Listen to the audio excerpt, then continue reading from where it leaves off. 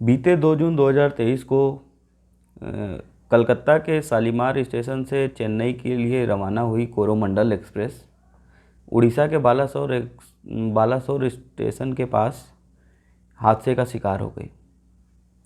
यह हादसा इतना भयावह था कि ट्रेन की कई बोगियां एक दूसरे के ऊपर चढ़ गईं। ट्रेन इस हादसे में लगभग अभी तक जो आंकड़ा है 275 लोगों की जान चली गई, 900 से अधिक लोग अभी घायल हैं। इसकी भयावहता का अंदाज़ा मृतकों को देखकर और घायल लोगों को देखकर लगाया जा सकता है। कोरोमंडल ट्रेन एक वेरी सेफ ट्रेन्स में से आती है। इसे एलएचबी ट्रेन भी कहते हैं। ये 128 किलोमीटर की अपनी निर्धारित स्पीड से ग्रीन सिग्नल के बाद चल रही थी। अचानक इलेक्ट्रॉनिक इंटरलॉकिंग के पास से ही वो लूप लाइन की तरफ मुड़ गई, जिसकी वजह से वहाँ आयरन रॉड से लदी हुई मालगाड़ी खड़ी थी जिसको जो है इसने टक्कर मार दिया। आयरन रॉड जो कि काफ़ी भारी होता है और भारी था, पूरी ट्रेन उसी से लदी हुई थी, जिसके कारण उस मालगाड़ी पर कोई प्रभाव ना होते हुए इसका इंजन तो उसके ऊपर चढ़ गया, लेकिन जो बाकी डिब्बे थे वो चारों तरफ फैल गए, अगल बगल की पटरियों पर फैल गए थे। जो कि यशवंतपुर एक्सप्रेस जो आ रही थी वो लगभग क्रॉस कर चुकी थी दूसरी पटरी से। तो वो क्रॉस कर यशवंतपुर एक्सप्रेस आपकी यशवंतपुर से आ रही थी, हावड़ा की ओर जा रही थी। वो जो है लगभग क्रॉस कर गई थी, लेकिन आखिरी के 2 डिब्बे जो कोरोमंडल एक्सप्रेस है उसके छिटके हुए डिब्बों से जाके टकरा गए, जिसकी वजह से उसके यशवंतपुर एक्सप्रेस के 2 डिब्बे क्षतिग्रस्त हो गए, जिसका ये एक बड़ा नुकसान उसमें भी हुआ। लेकिन जो है ये हादसा केवल और केवल कोरोमंडल एक्सप्रेस के साथ हुआ है। क्या है ये कवच? कवच एक भारत का अपना बनाया हुआ एंटी कोलाइजन सिस्टम है, जो सभी पटरियों और लोकोमोटिव्स में लगाया जाता है, जिससे कि अगर कोई भी ट्रेन सामने से आ रही है या 2 ट्रेनें एक ही पटरी पर सामने आ गई तो ऑटोमेटिक ही ये अपने आप रुक जाएंगे, या अगर सिग्नल रेड है तो वो ट्रेन अपने आप धीरे धीरे स्पीड उसकी कम होने शुरू हो जाएगी। लेकिन यहाँ पे क्या अगर कवच होता, या कवच था या नहीं था? यहाँ पे कवच नहीं था, न ट्रेनों में न पटरियों में। तो पटरियों और ट्रेनों दोनों में होगा तभी कवच काम कर सकता है। तो यहाँ पे ऐसी स्थिति नहीं थी, यहाँ पे कवच नहीं था। कवच अगर होता भी तो क्या ये हादसा टाला जा सकता था? नहीं टाला जा सकता था, क्योंकि कवच कोलाइजन पे है, मतलब आमने सामने ट्रेनें होंगी तभी टाला जा सकता है कवच को, नहीं तो ऐसे नहीं टाला जा सकता।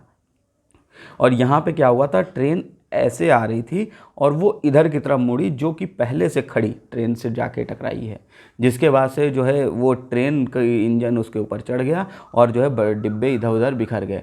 बिखरे डिब्बों से यशवंतपुर एक्सप्रेस जो कि बेंगलोर से आ रही थी वो क्रॉस कर गई थी। मात्र अगर 20 से 30 सेकंड की अगर समय और होता तो ये मान के चलिए कि यशवंतपुर एक्सप्रेस सीधा क्रॉस हो गई थी, उसमें कोई भी प्रकार का डैमेज नहीं होता। लेकिन वो 30 सेकंड के अंदर ही ऐसी घटना हुई कि लास्ट के 2 डिब्बों में कोरोमंडल एक्सप्रेस के डिब्बे जो है टकरा गए, जिसकी वजह से ये घटना घटित हो गई। ये एक हृदय विदारक घटना थी। प्राथमिक जांच में यह चीज़ें सामने आई हैं कि इसमें ड्राइवर की कोई गलती नहीं थी। ड्राइवर अपनी निर्धारित स्पीड जो कि तय पहले से है उस स्पीड से चल रहा था, और जो 130 किलोमीटर पर आवर तय है वो 128 पे था, और Yesvantpur express 126 kilometre per hour की स्पीड से आ रही है। तो वो ऐसा ड्राइवर की कहीं भी गलती नहीं थी, सिग्नल भी ग्रीन था। यहाँ पे जो पहली जांच में ये चीज़ें सामने आ रही हैं तो वो आ रही हैं कि इलेक्ट्रॉनिक इंटरलॉकिंग सिस्टम जो था वह उसका थोड़ा सा फेलियर माना जाता है, माना जा रहा है। ये देखा जा रहा है इसमें कि जो है यहाँ पे कि ये मानवीय गलती थी या कोई शॉर्ट सर्किट की वजह से ये चीज़ें सामने आई हैं।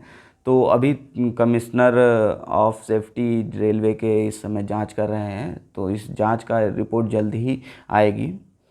प्रधानमंत्री स्वयं अगले दिन साइट पर पहुंचे और उन्होंने पूरी स्थिति को समझा और जांच के आदेश दे दिए तथा कड़े कार्रवाई करने के भी एक अपना इरादा जता दिया था।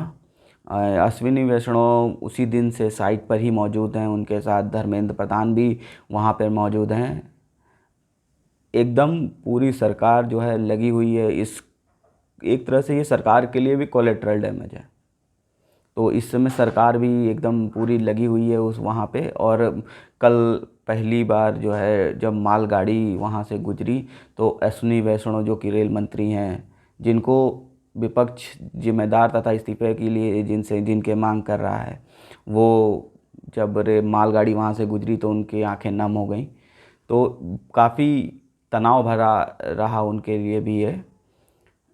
ये इस प्रकार की घटनाओं पर विपक्ष काफ़ी जो है हमलावर है और सरकार को दोषी ठहरा रहा है। इस घटना में राजनीति भी काफ़ी गरमाई हुई है और लोग जितने भी विपक्षी दल हैं वो प्रधानमंत्री और रेल मंत्री पर दबाव बना रहे हैं और उनको जो है जवाबदेही तय करने की बात कह रहे हैं तथा इस्तीफे की मांग इस समय रेल मंत्री के एकदम जोर पर है। विपक्षी दलों को कवच या आत्मनिर्भर भारत की ऐसी किसी भी निर्माण को या साइंटिफिक या सेना की ऐसी किसी भी निर्माण पर जो है सब प्रश्न चिन्ह लगाने से अच्छा है आप सरकार को क्रिटिसाइज़ कर सकते हैं, लेकिन सरकार को क्रिटिसाइज़ करने के साथ साथ अगर आप वैज्ञानिक पद्धतियों और उस पर सवाल उठाते हैं तो इससे जो है आपका ही नुकसान होता है। तो ऐसी चीज़ों को करने से बचना चाहिए तथा जो है सरकार की जवाबदेही तय करने के लिए अपने हथकंडे अपनाने चाहिए।